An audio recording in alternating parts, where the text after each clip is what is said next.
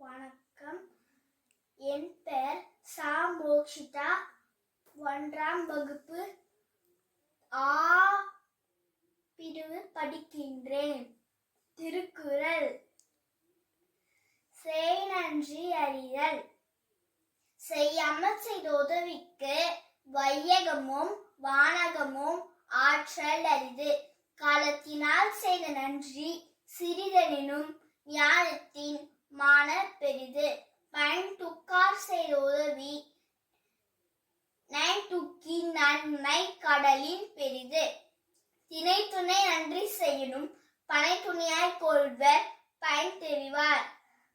உதவி வரைச்சன் உதவி செய்யப்பட்டார் சால்பின் வரைத்து.